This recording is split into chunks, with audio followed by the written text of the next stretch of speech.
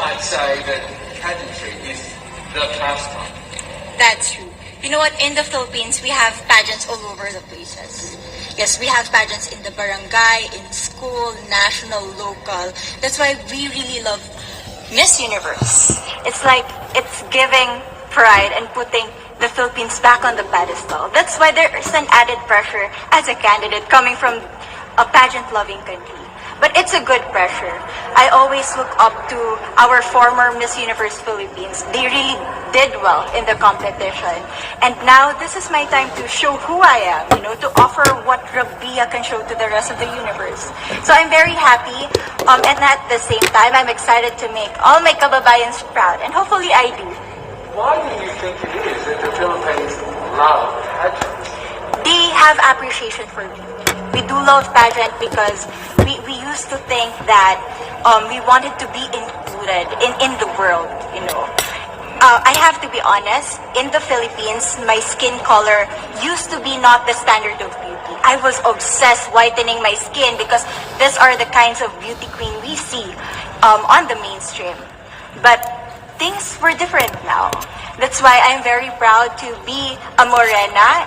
In the Philippines, we call it morena. It's brown skin girl. And to be able to represent, my color, my identity as a true Filipina. Tell me about your journey to being crowned Miss Philippines. In a world that, in a country, I should say, that loves pageants, that must have been a very intense process. Tell me about your journey to being Miss Philippines. Well, my journey was crazy. You know what? I started to be a dark horse. Nobody noticed me. Nobody knows I was in the competition up until the preliminary and the coronation night. And when I won, I received different comments, of course. There were people who didn't expect me to do well, who think that I cheated.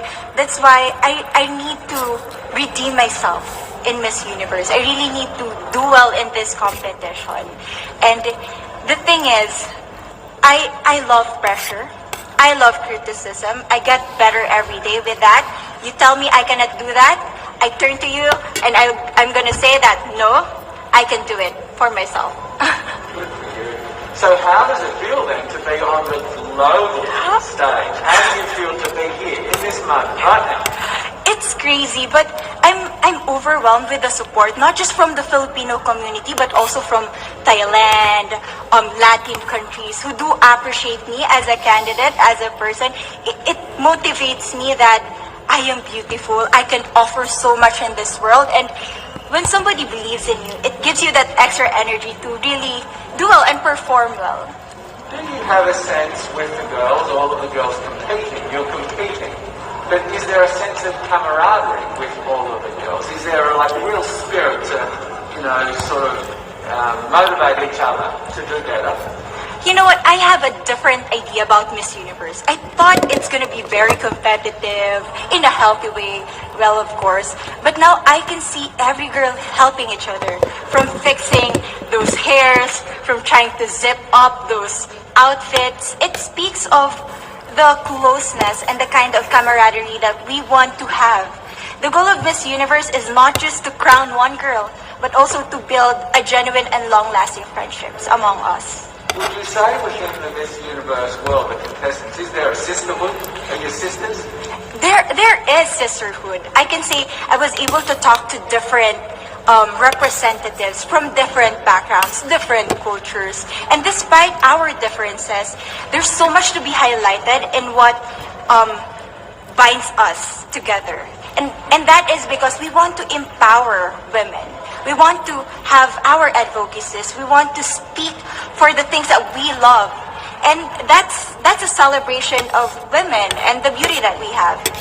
So coming out of this week, obviously you would love to be crowned Miss Universe. Of course. And that would be wonderful, of course, for any of you. But what else will you take out of this week? What do you think you will feel at the end of this week, regardless of the result? How will you be a different person?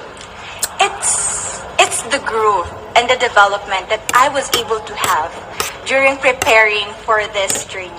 I will be honest, there was a moment that I lost my identity because I was put under pressure. I was in that position in which I feel like I'm not good enough.